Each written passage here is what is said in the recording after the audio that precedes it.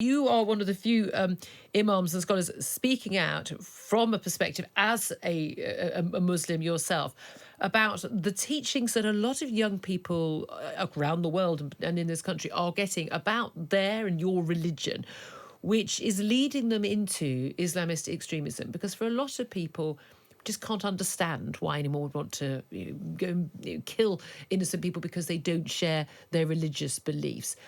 Explain to us what you think the problem is and what you're trying to do about it. The problem in a nutshell is theology, theology, theology.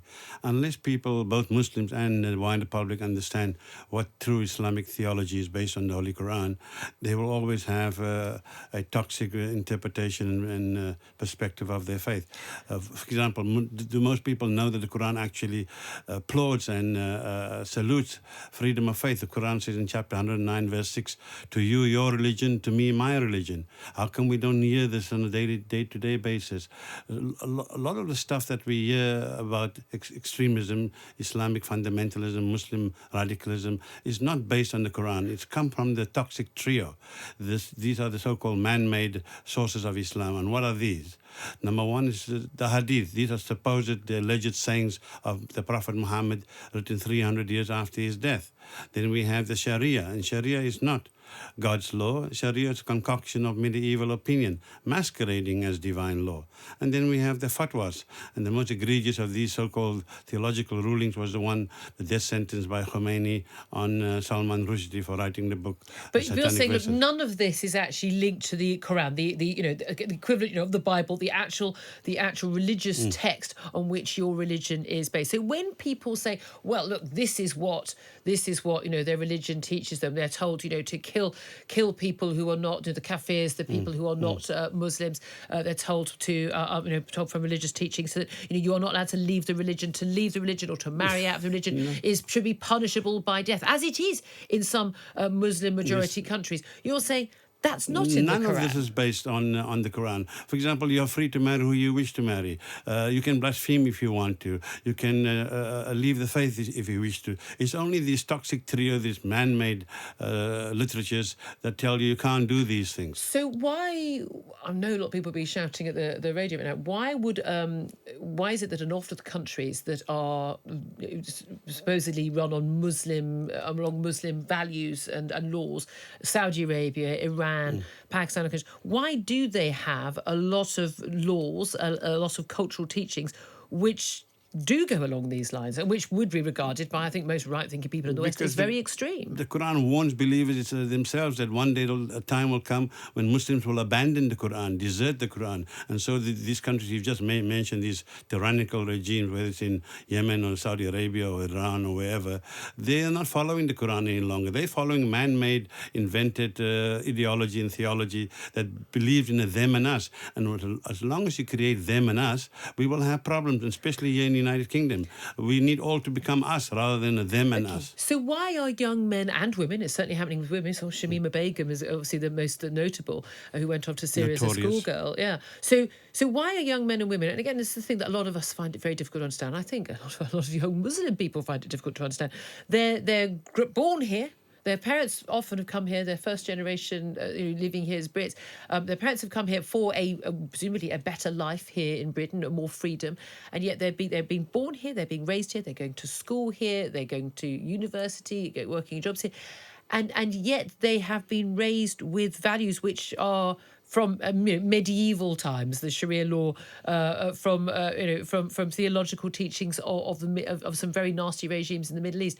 Why are they being taught that here? Where are they seeing that? Are they getting it in the mosques? Are they getting it in the schools? Are they getting it at home? Or are they just seeing it on the internet? Where are they being taught that version of Islam that you say is such a distortion? This version comes mainly from Saudi Arabia, but also from Iran and other places.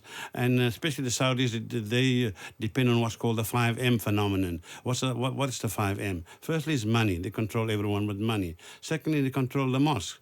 And thirdly, they control the mullahs, the imams and so forth. And number 4, number 5, they control the two main mosques in Islam, Mecca and Medina. And when you can have these 5 M's, of course you can have people having a lot of jaundice and subjective view of Islam, because they are not taught that Islam embraces inclusivity, plural coexistence, and mutual harmony and peace. That is actually the fundamental and transcendent message of Islam. And this is what the new institute in Oxford Institute for British Islam, will be advocating and championing. Well, this is it. How are you going to tackle this? Because we know there's a massive issue, isn't there, in terms of young people being indoctrinated, whether it's in the mosque, whether it's on the internet, or both. And then, of course, if they are convicted of some crimes that we've seen with the case of Streatham killer, the killer attempted killer on Streatham, and the killer at London Bridge, that actually they're going behind bars and they're probably getting more extremist education back there as well. What is your new institute going to do? We have to tackle it head on theologically. And for example, all those incarcerated, we should subject them to something like the Oxbridge tutorial system. I'm not meaning this facetiously. There should be one-to-one engagement with these people for 2, 3, 4, 5 years, making sure that they are radicalized. And then most importantly, before they're released, they are subjected to a lie detector test to understand, listen, are they really, truly... Do they really believe it? Well, you've got a PhD in Islamic and Oriental Studies at St Anthony's College, Oxford, and you've also studied Middle East and Islamic Studies at the American University in Cairo. You're very well versed in this. But you're saying that you actually need to teach young Muslim men and women right now that violence against non-Muslims, violence against blasphemers, violence against apostates, female genital mutilation, women's suppression, stoning to death, that none of these things are actually in the Quran. They're not sanctioned in the Quran. But they believe they are.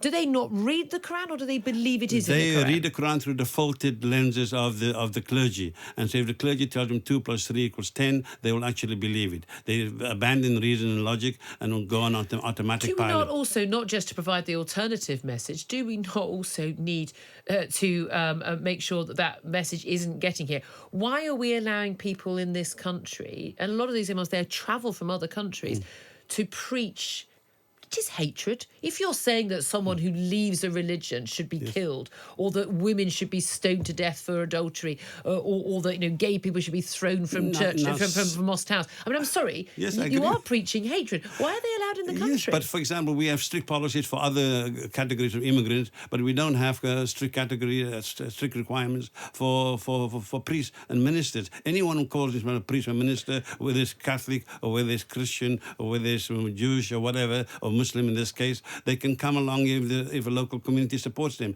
We should be very, very clear that no one is allowed into the UK on a permanent basis unless they sign up to the values and ethics of this society. Do we need to have more monitoring of what is going on inside Absolutely, mosques? without a shadow of doubt. But we need also to make sure that our mosques do not become, a hotbed for MI5 and MI6 infiltration. Because what's the point of having that type of surveillance?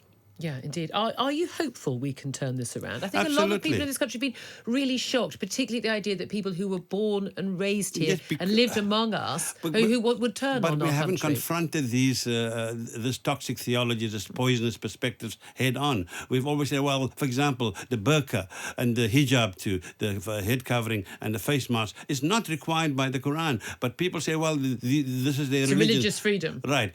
So at every point we make exceptions, and we should stop giving Muslims exceptionalism. Muslims should be subjected to the same laws, rules and regulations of everyone in the society. And that will create far less sort of divisive society. Absolutely, and we no longer have the them and us.